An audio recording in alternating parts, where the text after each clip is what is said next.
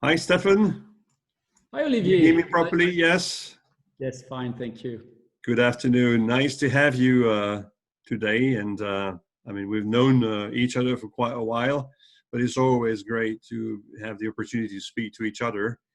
And I guess we have a few minutes to get to know you a little bit better and understand what you're doing, and especially the impact you produce on people around you. Yeah. And what you bring to the world, what your purpose is. So I have a very simple question to start with. Who are you, Stefan? Well, that's an open question. It's a very open question indeed. Yeah, but I've had a sort of a career in three parts. First, I was a marketeer with global companies such as L'Oreal and Coca-Cola. And as a marketing director, I spent 15 years there, and that was really, fast forward and high energy and high power, high impact. And then I spent 20 years as a headhunter, which is quite a different career, and actually learned a lot about psychology, about people, how they evolve. And 8 years ago, I decided together with my wife to found a company called the Personal Business Plan. And that was because we had coached a lot of people, hundreds of people, and I had built a system that could actually work for them. Okay, that sounds quite interesting. In a few words, could you say what you're spending your time on now with that business? What Yes, because how busy are you? What do you do? Yeah, because the reason why we decided to found our own company after 2 successful careers was that the kids, we have 4 kids together, had grown up and they were, let's say, free. They were independent. They had good jobs, good lives. So we thought that it would be little risk in starting our own exciting adventure. So now the journey that we're on now is democratizing executive coaching. I've worked as a managing partner in Korn Ferry, which is the world's leading executive search company. And therefore, I've interviewed lots of people. I've had a huge network.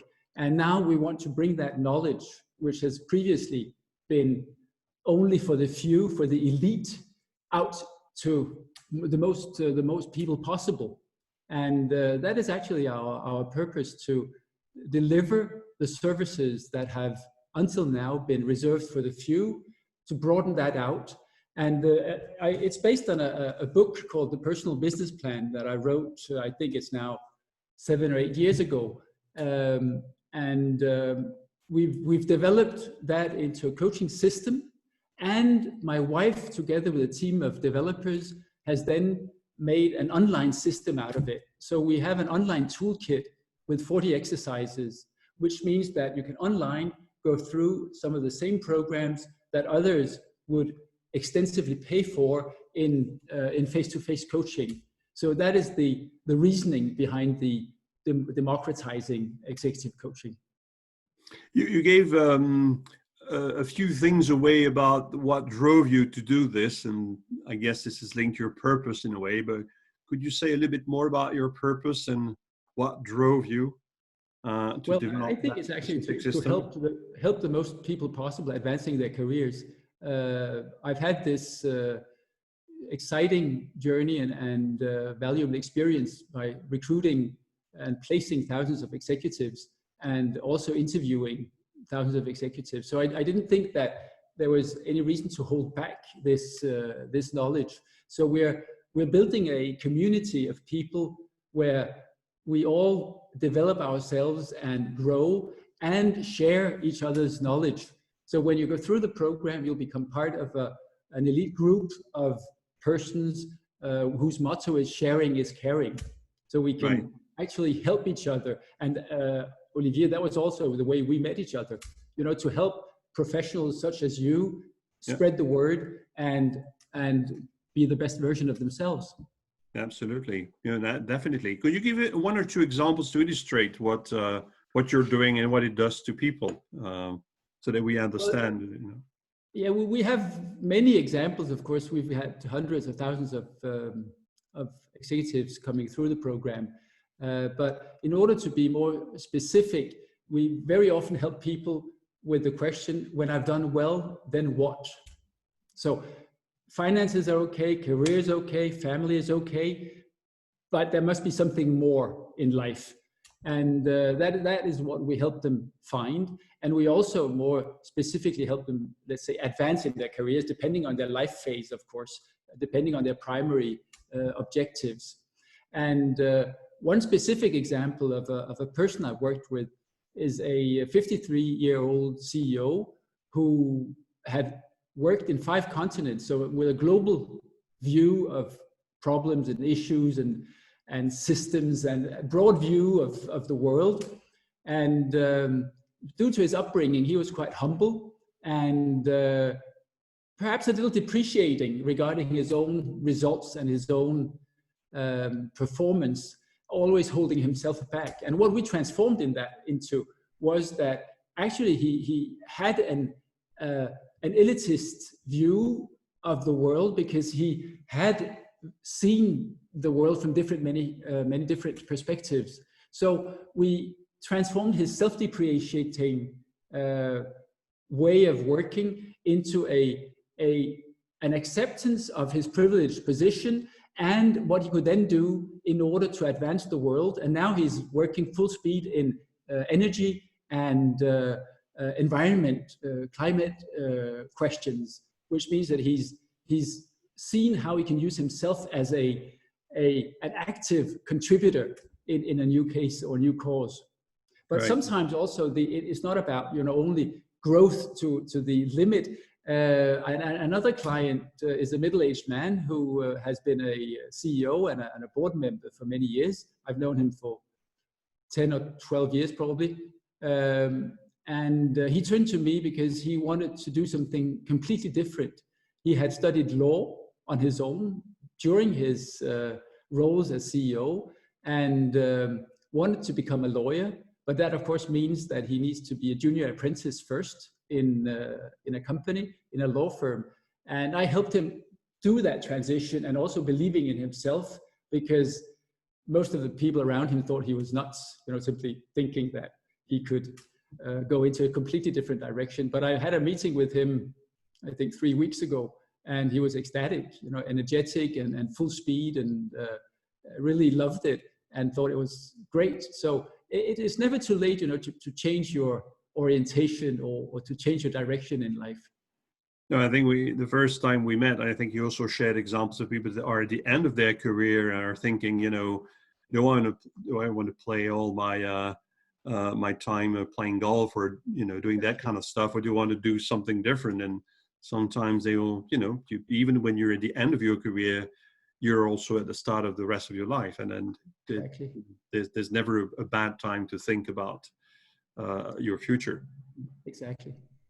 So just a few practical words maybe around what area do you cover in terms of geographies, and what do we do if we want to have more information about what you're doing? Can you give us a few hints? Well, we're a global company. We work through partners on 5 continents. We have 15 partners on 5 continents, and they are certified in our products, in our method, in our system, and also the online toolkit. And there's lots more information to be found on the personalbusinessplan.com on our website. That's personalbusinessplan.com in one word, yeah. In one word. And they're welcome also, Olivier, to contact you or me directly, Stephen Bruyant-Langer, and we'll help them in the best way possible. And, it's what always happens when I talk to people is we get into an interesting conversation and something good comes out of it. We don't know exactly what, but something will come out. Right. Yeah, exactly. Absolutely. So maybe just to close this conversation, time flies by. What would be a few tips you'd give to professionals, to any professional, before we close this conversation? Well, the first thing and the best advice I can give is not to try to live up to other people's expectations, because you will ruin your life if you try to guess what other people want from you and try to live up to that. So you need to establish your own expectations, and you need to decide on your own where to go and what you want to go. Another element that I would highlight would be to position yourself firmly in the future. It's not easy, but that's part of the trick we do with the personal business plan. We sort of pivot ourselves into the future. So we edit the past, we curate the present, and we design the future, which means that you can speak about your endeavors, about your projects from a future perspective. You are already there, which means that you're convinced. And if you're not convinced, then you won't be able to convince anybody else. So the first trick is a mind trick, convincing yourself actually that you're able to do what you say you're able to do. Yeah, very good one. Well, and then the third one I could think about is becoming an expert in something. You know, define a theme which you can dominate, where you can become the master, and then you will attract like-minded. You will attract experts, people who are really competent, and it's up to you to choose where you want to be the master, where you want to be the go-to person. That is a decision, and it's a very fruitful decision for your future.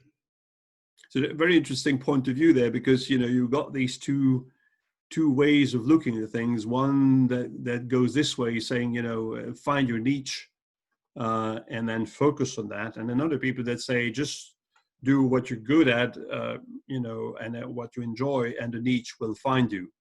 So I guess your tip is a bit in between, right? Well, I think we can plan for the future. The future is not a coincidence. It's not a surprise. Right.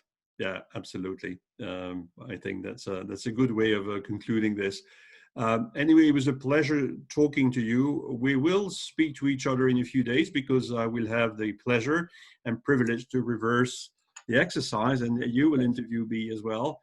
But in the meantime, if you're interested in having more information about the personalbusinessplan.com, that's easy to find, or Stefan Langer, or you could contact me as well at oliviercourtois.com.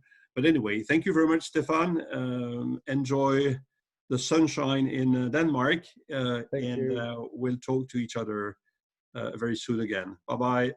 Thanks for having me, Olivier. Bye-bye. Bye.